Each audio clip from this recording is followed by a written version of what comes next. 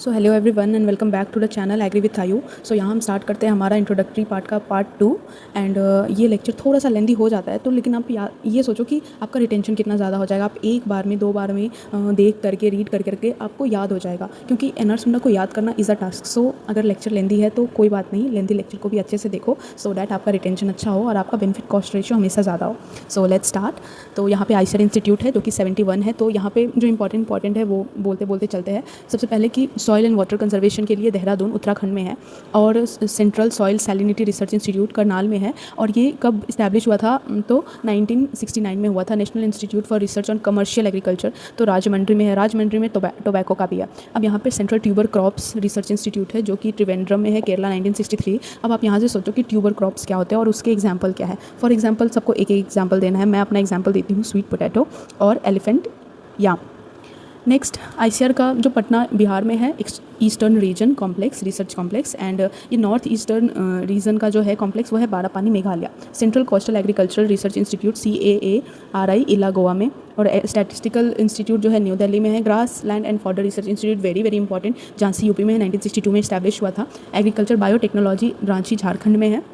और ऐसे एक और आता है प्लांट बायोटेक्नोलॉजी का, तो वो न्यू दिल्ली में है। तो ये सब कंफ्यूज करते हैं, सो आपको ध्यान देना होगा। सो यहाँ पे है हॉर्टिकल्चरल रिसर्च IIHR, तो बेंगलुरु कर्नाटका में 1967, बहुत इंपॉर्टेंट है। अब है national institute of secondary agriculture NISA Ranchi Jharkhand 1924। तो यहाँ पे सेकेंडरी एग्रीकल्चर क्या होता है देख लो कि एग्रीकल्चर जो हुआ उसके बाद, उसका हार्वेस्टिंग के बाद जो हम उसमें प्रोसेसिंग, पैकेजिंग, ग्रेडिंग जो भी करते हैं, जो भी वो सारे इसी में आते हैं सेकेंडरी एग्रीकल्चर में। और ये रांची में है। रांची में अब तक 2 इंस्टीट्यूट हो गए, ध्यान रखना।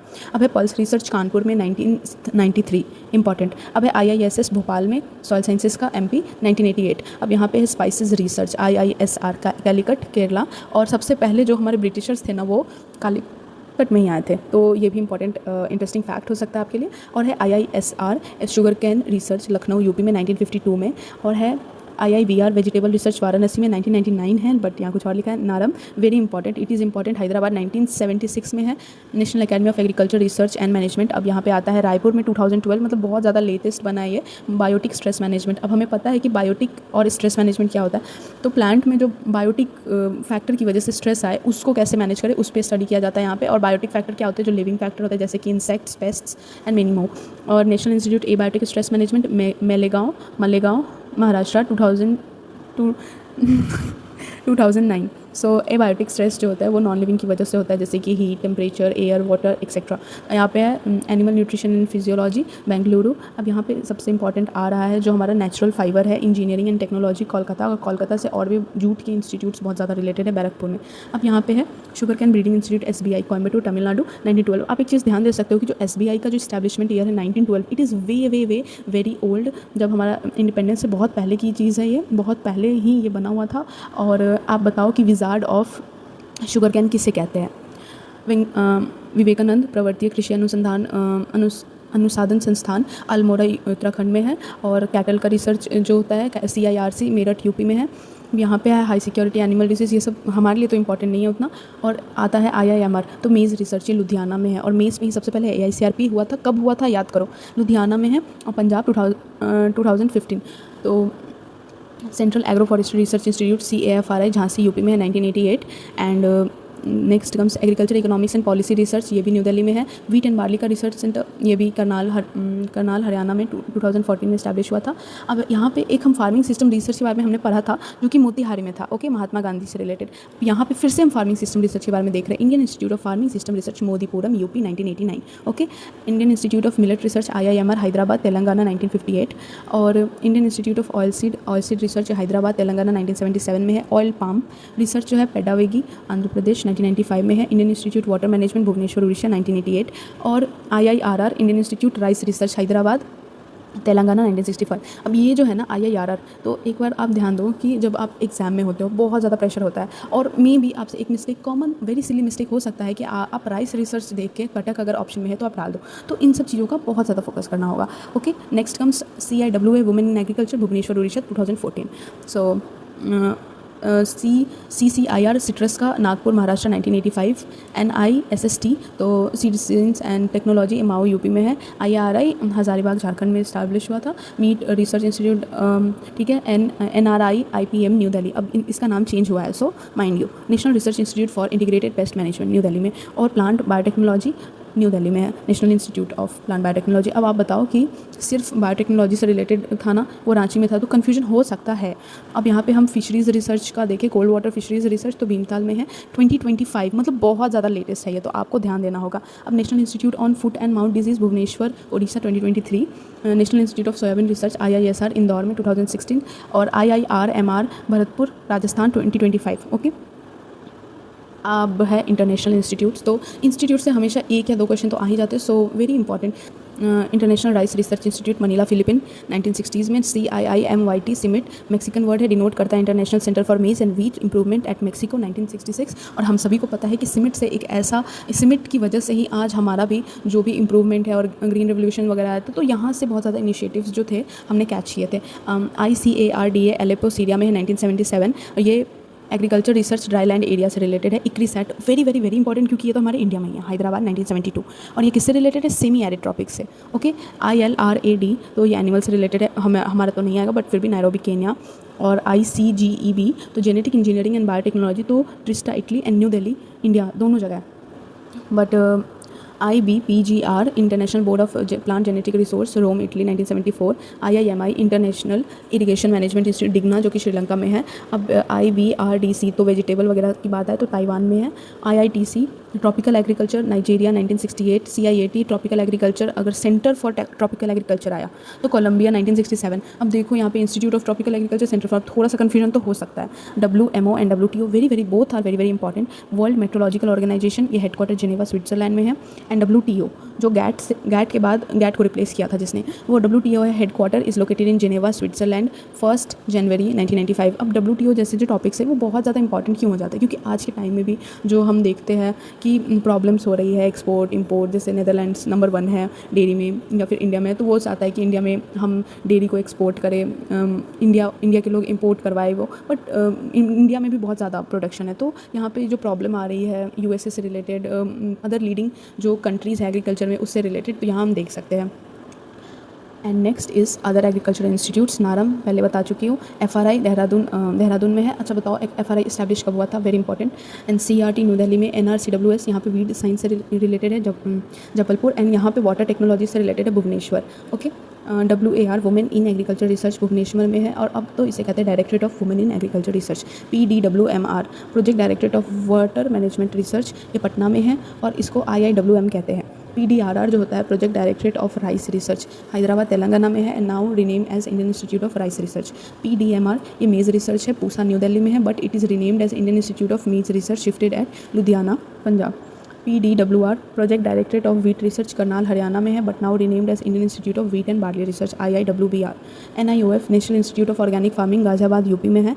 NCIPM integrated plant management new Delhi में है। DFR directorate of floriculture research Pune Maharashtra में है। DIPA directorate of information and publication in agriculture new Delhi में है।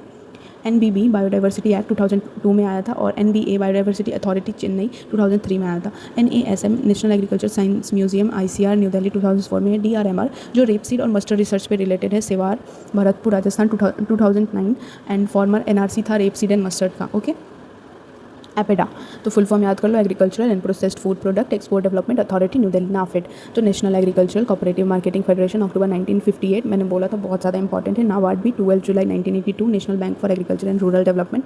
Gate general agreement on tariff and trade 1947 जो कि रिप्लेस हो गया WTO इन जनवरी 1995। CACP commission for agriculture cost and price, and NIAM national institute of agriculture marketing Jaipur Rajasthan 1988। CFQCTI तो ये fertiliser quality control and training institute Faridabad Haryana. NPPTI national plant protection training institute Hyderabad AP। DMI directorate of marketing and inspection Faridabad. Now comes ICAR awards. तो यहाँ पे है crop research, crop science के research पे जब करोगे तो हरिओम आश्रम trust award, Punjab Rao Deshmukh women जब वुमेन एग्रीकल्चर साइंटिस्ट के लिए हो, Jawaharlal Nehru award best work in PhD in field of agriculture and allied science, Jagjivan Ram Krishna award होगा जब 2 इनोवेटिव फार्मर होंगे एग्रीकल्चर या इसके अलाइड साइंसेज में, चौधरी चरण सिंह अवार्ड जब एक्सीलेंस होगा जर्नलिज्म में in field of agriculture research and development. अब मुझे एक चीज़ बताओ कि आपने सुना है रफ़ी अहमद अवार्ड के बारे में? तो रफ़ी अहमद अवार्ड जो है वो क्यों मिलता है, एग्रीकल्चर में किस चीज़ में मिलता है वो बताओ। अब है important publication related to agriculture, तो कुरुक्षेत्र करंट साइंस रिपोर्टर। तो कुरुक्षेत्र जो है न्यू दिल्ली से है और मिनिस्ट्री ऑफ रूरल डेवलपमेंट इसे पब्लिश करती है, करंट साइंस बैंगलोर से है और current science association in Indian academy of science इसे पब्लिश करती है, और साइंस रिपोर्ट जो है CSIR के द्वारा पब्लिश किया जाता है न्यू दिल्ली में। Start unit 2 that is current status of Indian agriculture, और यहाँ पे क्योंकि हम NR सुंडा का 2026 का जो एडिशन है वो यूज़ कर रहे हैं, तो यहाँ जितने भी डाटा है वो सारे रिवाइज्ड है, और यहाँ पे मैं डाटा अगर एक एक बोलूँगी तो काफ़ी कन्फ्यूजिंग हो जाएगा, इसलिए मैं क्या करती हूँ कि यहाँ पे जो जैसे कि ज्योग्राफिक एरिया ऑफ इंडिया ऐसे बोलती हूँ और फिर थोड़ा सा पॉज लेती हूँ, तो आप जब देखोगे तो आप सामने से जोर से या फिर मन में ऐसा रिकॉल करना 328.74 मिलियन हेक्टेयर। ओके, तो याद हो। So let's start. So first is geographical area of India is, total reporting area of India is, total degraded land of India is, gross cropped area of India is, gross irrigated area of India is, net irrigated area of India, net sown area of India, cropping intensity of India is 155.4%, ये बहुत important है, यहाँ पे देख लो। Major source of irrigation in India is tubewell, second major canal. पूरे forest cover कितने होते हैं, तो परसेंटेज में कितना है 21.76%। ऑप्टिमम या आइडियली फॉरेस्ट एरिया कितना होना चाहिए? स्टेट जिसका जोग्राफिकल एरिया जो है बहुत ज़्यादा है राजस्थान, और लोएस्ट है गोवा का, और सेकेंड अगर राजस्थान के बाद देखें तो MP है। फॉरेस्ट कवर एरिया वाइज अगर फॉरेस्ट कवर देखा जाए तो सबसे ज़्यादा है MP में, और percentage area of forest territory union territory में देखा जाए तो लक्षद्वीप है, लेकिन अगर परसेंटेज एरिया ऑफ फॉरेस्ट देखा जाए तो मिजोरम है।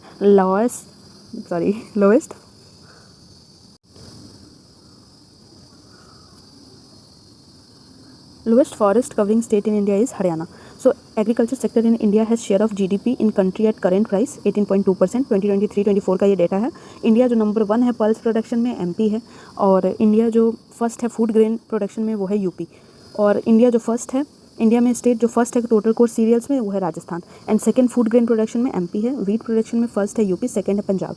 स्टेट जिसमें फर्स्ट इन सोयाबीन प्रोडक्शन तो MP, और state first in rapeseed and mustard production Rajasthan. Water vapor in atmosphere is constituent 0.001% of total global water. Annual water precipitation is 1000 mm, और average annual rainfall of India is 1194 mm. So generated rainfall volume is 400 MHAM. Maximum area irrigation के अंदर Ganga basin, maximum area drip irrigation में Maharashtra, and वहीं maximum area sprinkler irrigation में राजस्थान। ये बहुत ज़्यादा अच्छा क्वेश्चन है कि बताओ कि जो मॉडर्न वेज होता है इरिगेशन के, जैसे कि ड्रिप और स्प्रिंकलर, तो माइक्रो इरिगेशन जो होता है वो किस स्टेट में ज़्यादा है किस स्टेट में कम है, जैसे ऑप्शन दे देगा कर्नाटका, आंध्र प्रदेश या तमिलनाडु, महाराष्ट्र, राजस्थान, तो इसमें अरेंज करना हो तो ऐसे क्वेश्चन तो बनते हैं। सबसे ज़्यादा फर्टिलाइजर कंजम्पशन रेट पौंडीचेरी, और सबसे ज़्यादा फर्टिलाइजर कंजम्पशन रेट स्टेट्स में पंजाब, और टोटल फर्टिलाइजर अगर टोटल पूरे एरिया को मिला के जो टोटल हुआ उसका देखा जाए तो UP। एवरेज कितना है देख लीजिए, टोटल कंजम्पशन फर्टिलाइजर का 60 MMT, and now all India current NPK ratio तो ये may be important 11.8:4.6:1। Food grain कितना है, तो फाइनल एस्टिमेट DANFW के द्वारा है 2024-25 का ये डेटा है लेटेस्ट 357.73 मीट्रिक टन, जहाँ की टोटल सीरियल्स जो है, सीरियल्स तो काफ़ी ज़्यादा है 332.05, जहाँ की पल्स जो है काफ़ी कम है 25.68। आप देख सकते हो 25 से कितना गुना ज़्यादा ऑलमोस्ट मतलब कि सीरियल्स है। अमोंग पल्स हाईएस्ट प्रोडक्शन ग्राम का होता है, फिर मूंग का होता है, और हम बेसिक हैबिट्स में भी हम अपने देखते हैं कि हम मूंग चना भिगो रहे हैं, चना का दाल मूंग का दाल, तो इसे याद रखना। Total oil seed production very important latest है, स्टेट लेटेस्ट है और ऑलवेज न्यूज़ में बनी रहती है 42.98 metric tonne. Among the oil seed which crop is highest in production? Soybean सबसे ज़्यादा होता है ऑयल सीड में, then mustard and then groundnut. चलो एक क्वेश्चन मैं आपसे पूछती हूँ कि percentage of oil in soybean, mustard and groundnut, tell me. और यहाँ पे है कि राइस प्रोडक्शन इंडिया में 150.18 metric tonne, wheat production 117.94 metric tonne, maize 43.40 metric ton. अब यहाँ पे जब सीरियल्स की बात कर रहे हैं तो प्लीज़ टेल कि king of serial, queen of serial क्या है? आप रिकॉल करो, क्योंकि रिकॉल करने से ही याद होगा। प्रोडक्शन ऑफ मिलेट्स, जिसको हम श्री अन्न भी कहते हैं, 18.59 मेट्रिक टन। बताओ कि इंटरनेशनल ईयर ऑफ मिलेट्स कब मनाया गया था? और प्रोडक्शन ऑफ न्यूट्री और coarse cereal 63.92 metric ton, sugar cane 454.61 metric ton, cotton production 29.72 million bales and total milk production 247.87। और स्टेट जिसमें सबसे ज़्यादा मिल्क प्रोडक्शन हो रहा है यूपी में, देन राजस्थान। और यहाँ पे हम एक चीज़ नोट कर सकते हैं कि जो कॉटन है वो बाली में, कॉटन और जूट हमें पता है कि वो बाली में हम ऐसा मेजर करते हैं। एंड सेकंड जो बहुत इंपॉर्टेंट है कि शुगर कैन का आप देख सकते हो कि सबसे ज़्यादा शुगर कैन का यहाँ पे शो कर रहा है 454.61 मेट्रिक टन, क्योंकि आप अगर देखो तो शुगर कैन कितना हैवी होता है तो उससे हम मेजर कर रहे हैं। बट हमें इस शुगर कैन का इकोनॉमी यूज़ क्या है, शुगर, बाकी मोलासेस और उसके बगैसेस वगैरह जो हम आगे देखेंगे, तो इसीलिए इस शुगर कैन का प्रोडक्शन काफ़ी ज़्यादा है। Now comes milk availability per capita per day, तो 485 ग्राम।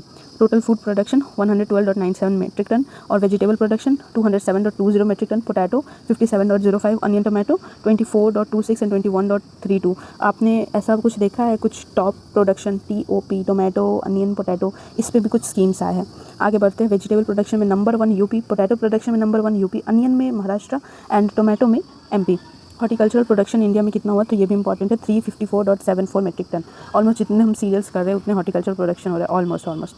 सो फ्रूट हाईएस्ट प्रोडक्शन हुआ बनाना का, जो कि है, और टोटल एरिया क्या है 29.08 MHA। लीडिंग स्टेट फ्रूट में आंध्र प्रदेश, मैंगो अगर देखा जाए तो यूपी, जिसको दशहरी से हम चौसा से याद करते हैं, बनाना महाराष्ट्र, हनी का UP, spices production MP, cut flower production West Bengal, loose flower production Tamil Nadu. आपको कट फ्लावर और लूज़ फ्लावर के बीच में डिफरेंस पता है? अगर पता है तो जल्दी से रिकॉल करिए। Total wool production in India 34.57 million. मतलब लीडिंग स्टेट वूल प्रोडक्शन में क्या है? राजस्थान। आप ध्यान दो, अविका नगर में एक रिसर्च इंस्टीट्यूट भी है राजस्थान में जो कि वूल प्रोडक्शन से रिलेटेड है और उसके जो एनिमल एसोसिएटेड है उससे रिलेटेड है। Leading state in egg production AP। Total egg production India में अभी तक 149.11 बिलियन एग्स होते हैं पर ईयर। पर capita per annum availability of egg जो था 106। और लीडिंग स्टेट मीट में वेस्ट बंगाल, सेकंड में यूपी है। लीडिंग एनिमल जो मीट के लिए वो है पोल्ट्री, ऑलमोस्ट 50% से ज़्यादा। Total meat production 10.50 metric ton और पर hectare use of pesticide in India 0.6 kg। Present union minister जो कि डायरेक्टर होते हैं, तो डायरेक्टर भी है IRI के, तो शिवराज सिंह चौहान। KVK 2026 जनवरी तक कितने हो चुके हैं तो 731। सबसे ज़्यादा KVK कहाँ की है? 2026 जनवरी में इन स्टेट यूपी 89। अब यहाँ पे टोटल KVK इन राजस्थान स्टेट है। ऑफकोर्स सर जो सुंदर सर है वो राजस्थान से, तो राजस्थान का लिखे, बट आप जिस भी स्टेट से हो आप उस स्टेट का भी वहाँ लिख लो, क्योंकि it is very important to learn about your state and उनके KVKs।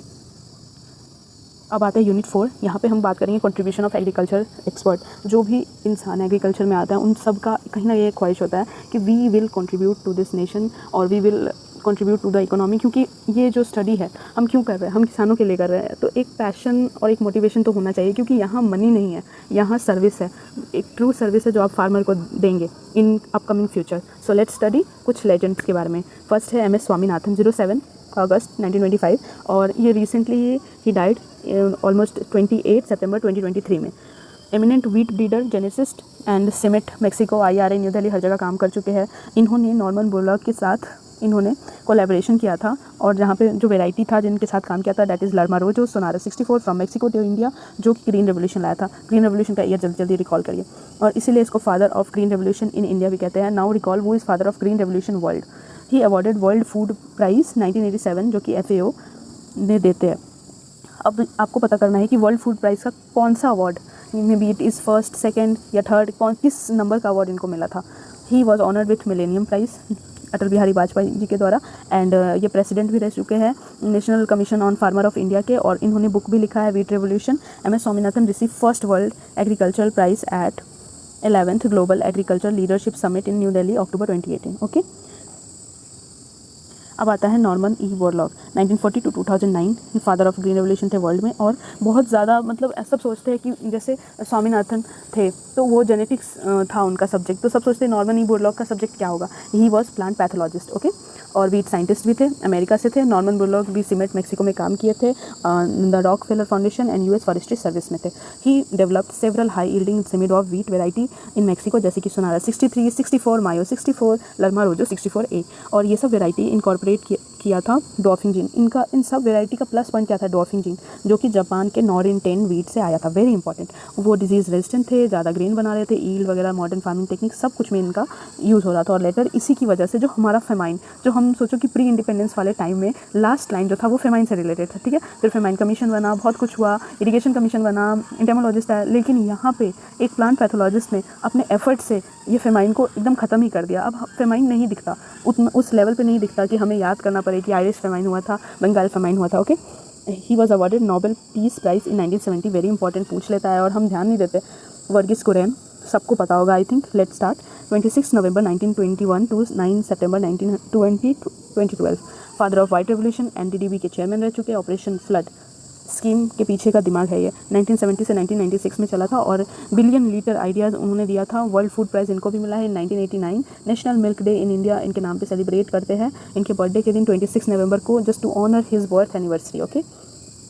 और while globally world milk day कब सेलिब्रेट होता है FAO के द्वारा, तो 1 जून, okay. SK Vasal maize breeder, इन्होंने भी सिमेट मेक्सिको में काम किया था। इन्होंने QPM जर्म प्लाज्म को डेवलप किया था। तो QPM वेराइटी क्या होता है, क्वालिटी प्रोटीन मेज, क्योंकि जो सीरियल्स होते हैं ना, आप अगर देखो तो सीरियल्स में प्रोटीन बहुत कम होते हैं, तो इन्होंने QPM डेवलप किया, तो इसीलिए ये रिकग्नाइज्ड है, okay. Awarded world food prize in year 2000 for research on QPM। और QPM में क्या है कि अमाइनो एसिड, अमाइनो एसिड क्या होता है, प्रोटीन किससे बनता है, अमाइनो एसिड के N नंबर से, ओके। तो ट्रिप्टोफान एंड लाइसिन को रिच किया था और ये डॉक्टर E विलेजेस के साथ मिलकर इन्होंने काम किया था। And now comes KL Chadha, mister pomologist, a renowned scientist and Padma Shri awardee, okay.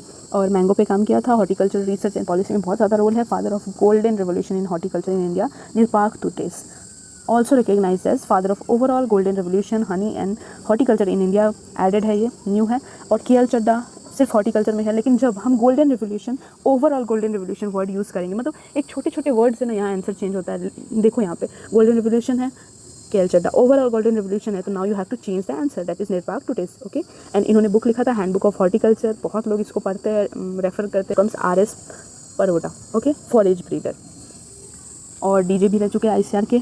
इन्होंने चेयरमैन थे TAS में, chairman of Haryana farmer commission, okay. Padma Bhushan थे and prestigious Norman Borlaug award, Swaminathan award और environment protection, doctor APJ Abdul Kalam lifetime achievement award, many award he has been recognised with, and NABS also. And now comes, बस इसमें इतना याद रखना है कि RS Paroda forage breeder थे, फॉरेज चरी को लेकर के बहुत काम किया था। Sanjaya Rajaram, Indian born Mexican wheat breeder, China friendship medal 2001 world food price.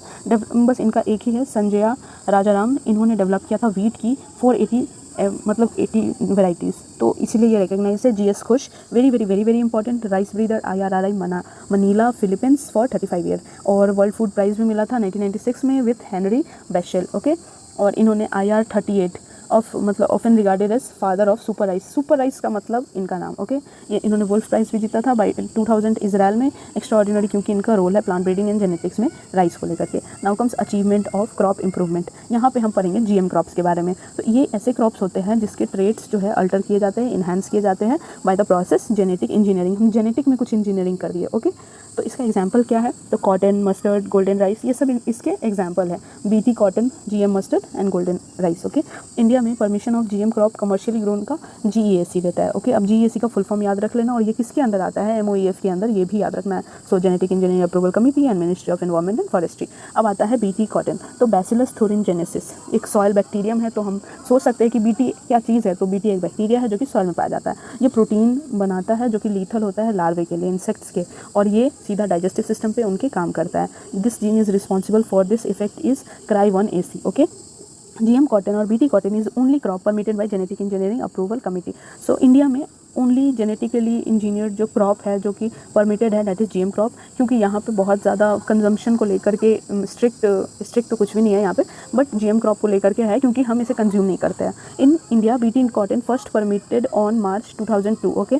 अब PAU लुधियाना की बात करिए, first genetically modified BT variety of cotton develop किया था। स्पेशल एडवांटेज है MNCs में, और seed of which could be reuse. यहाँ पे हमेशा BT कॉटन के जो सीड होते हैं ना, उसमें एक जीन होता है टर्मिनल जीन, ओके।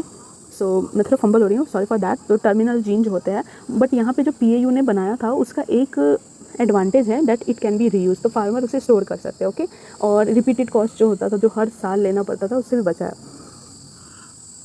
अब नाउ कम्स टर्मिनेटर जीन, यहाँ पे लिखा ही हुआ है in world first generation of BT cotton was come in 1996, जिसको बॉलगार्ड वन कहते हैं। फर्स्टली महको और कोलैबोरेटेड विथ मोनसेंटो। और मोनसेंटो किस जगह का था, वो यूएसए के थे। उन्होंने बहुत सारा वर्क किया है, उन्होंने बहुत ज़्यादा इंस्पायर किया है यूएसए के फार्मर्स और वहाँ के सिटीजन्स को। इनके बारे में आप वीडियो ज़रूर देखना अगर कुछ मिले तो। डेवलप किए थे बीटी वेराइटी, जिसको बॉलगार्ड 1 कहते हैं, जिसमें इन्होंने यूज़ किया था gene cry 1 AC। Okay, recently BT cotton variety developed as BT BJ2, जिसमें क्राई 1 AC भी है, क्राई 2 AB भी है। 2002 वो था, तो ये 2006 है और इसको सेकेंड जनरेशन कहते हैं। ओके, आपका अब क्वेश्चन आता है कि अगर कोई पूछे कि फर्स्ट ट्रांसजेनिक क्रॉप वर्ल्ड में क्या है, तो हम टोबैको बोलेंगे। ओके, इंडिया में फर्स्ट जो मतलब कि जो अलाउड है टू कल्टिवेट, तो यहाँ बीटी कॉटन आएगा। तो हमें क्वेश्चन के लैंग्वेज पे बहुत ध्यान देना है, क्योंकि हम जब भी एग्जाम पे जाते हैं हमारा दिमाग ऐसे घूमता है और हम कॉमन मिस्टेक करते हैं, reading mistake. Okay, second transgenic crop tomato, flavour saver variety. Okay, 1994 country having first position for growing of GM crops, तो इट इज़ USA।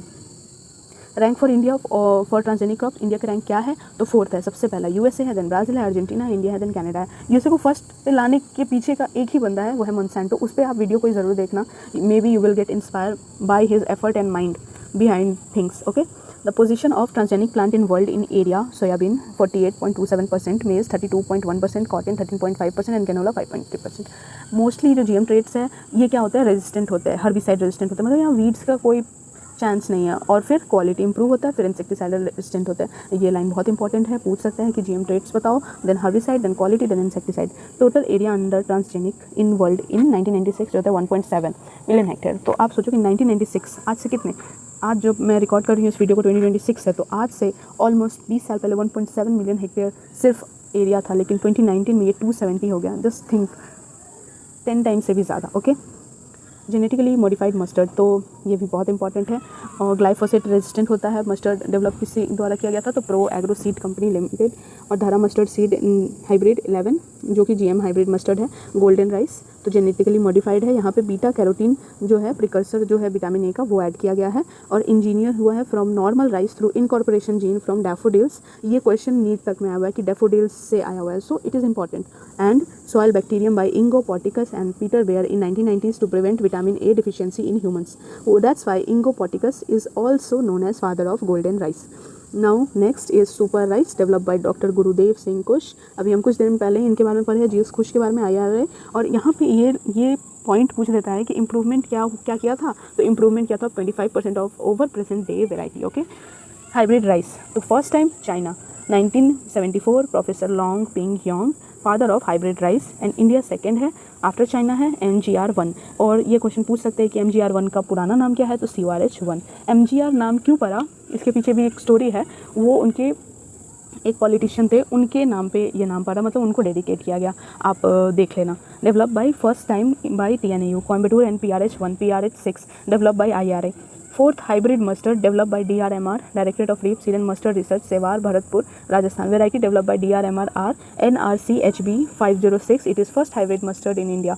धारा मस्टर्ड हाइब्रिड 11 तो DMH 11। It is genetically modified hybrid mustard which develop at Delhi university. Okay, so Delhi university में DMH 11 genetically modify किया गया था।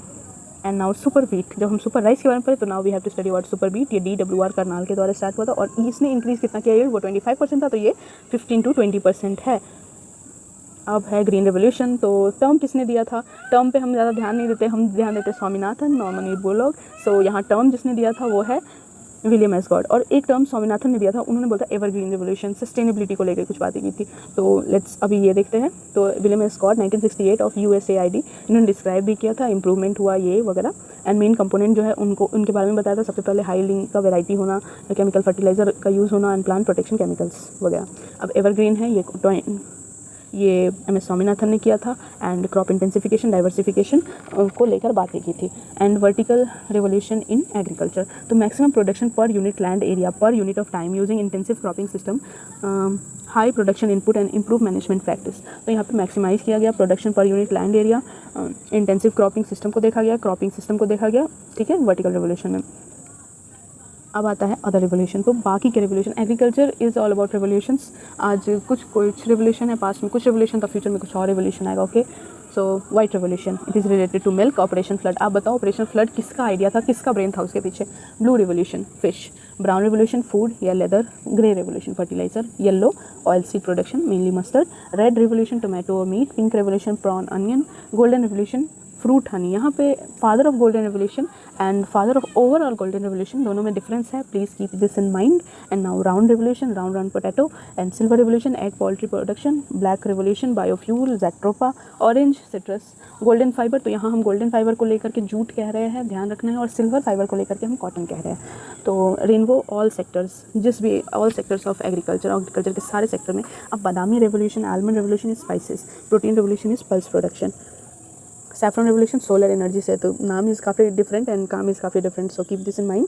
Sweet revolution beekeeping के लिए। प्रवनी क्रांति, इसका भी एक अलग ही स्टोरी है, आपके पास टाइम हो तो ज़रूर देखना, वरना याद करके चलो कि ओकरा की वैरायटी है। India share in world, total geographical area 2.4%, population 17.5%, life stock 15%, forest 1.5% and water resources 4%। इस चीज़ से हम देख सकते हैं कि हमारे पास रिसोर्सेज काफ़ी ज़्यादा है। अगर हम चाहे अच्छी प्लानिंग, अच्छी स्कीम के साथ और अच्छा माइंडसेट के साथ ना, हम ऐसा कुछ कर सकते हैं कि हम सस्टेनेबल लेवल पे सब्सिस्टेंस नहीं सरप्लस में रहे। Okay, now India position in world agriculture, तो फर्स्ट है mango, banana, irrigated area, milk, jute, cashew, coconut, total pulses, T, spices and life stock वगैरह। सेकंड पोजीशन आप देख सकते हो, third position in tobacco and fourth position in natural rubber. तो natural rubber काफ़ी unique है, याद रख लेना, 8.5% शेयर। अब है position of agriculture trades in India, तो एग्रीकल्चर एक्सपोर्ट, तो rice, cashew, wheat, tea, tobacco. Agriculture import commodity, vegetable oil, cashew, pulses, fruit. UN international year related to agriculture, तो 2004 राइस का, 2006 डेजर्ट एंड डेजर्टिफिकेशन का, 2007 water का, तो water important हो गया, 2008 potato, 2009 fibre, 2010 biodiversity. Biodiversity भी हम याद कर सकते हैं क्योंकि आजकल IUCN, तो रेड बुक, ये सब बहुत ज़्यादा। 2011 forest, 2012 cooperative and 2015 soil. 2015 soil एकदम याद कर लेना, इससे रिलेटेड एक स्कीम भी है जो हम आगे जाके देखेंगे। 2016 पल्सेस, अगेन पल्सेस का है, एंड 2021 जो है फ्रूट एंड वेजिटेबल। सो यहाँ पे अब जो इम्पॉर्टेंट है, जो मैंने एक बार पूछा भी था, 2023 मिलेट्स, ओके, 2024 कैमिलेट्स एंड 2025 का glacial preservation and 2026 women farmer. तो अभी सोचो कि आपको जहाँ भी वुमेन फार्मर से रिलेटेड कुछ दिख रहा है ना स्टैटिक में, याद कर लो, क्योंकि किसी भी पेपर में ट्रेंड के हिसाब से 1 या 2 क्वेश्चन तो पूछेगा ही।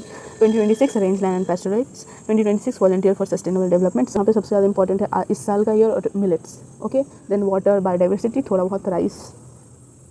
अब important day related to agriculture, तो यहाँ पे हम देखेंगे इंपॉर्टेंट डे, तो फॉरेस्ट्री डे 21 मार्च इंपॉर्टेंट है, वर्ल्ड इन्वायरमेंट डे 5 जून, वर्ल्ड पॉपुलेशन डे 11 जुलाई, तो ये भी इंपॉर्टेंट है। और आपको पता भी होगा कि India was one of those first country जिसने RCH, reproductive child and health, और पॉपुलेशन को कंट्रोल करने का स्कीम्स वगैरह स्टार्ट किया था, तो पॉपुलेशन डे इंपॉर्टेंट हो जाता है। 16 जुलाई ICR day, very very important. 16 सितंबर ओजोन डे, और 16 अक्टूबर वर्ल्ड फूड डे। ये 16 में कुछ मैजिक है ना। 4 दिसंबर वुमेन इन एग्रीकल्चर डे, अब यहाँ पे वुमेन आ गया और ये साल भी वुमेन का है, तो प्लीज़ प्लीज़ रिमेंबर इट। 5 दिसंबर वर्ल्ड सॉइल डे, 23 दिसंबर किसान डे है, and also great politician Chaudhary Charan Singh का बर्थडे है। अब आता है यूनिट 6 मेजर स्कीम और programme of agriculture in India. इसको हम हमारे नेक्स्ट वीडियो में कवर करेंगे, क्योंकि वीडियो बहुत लंबी हो चुकी है, और also it is very important, तो इसके लिए आपको फ्रेश माइंड चाहिए, ओके। तो तब तक के लिए वीडियो को लाइक, शेयर, सब्सक्राइब कर देना, और प्लीज़ एक फीडबैक देके जाना कि ये लर्निंग कैसा जा रहा है।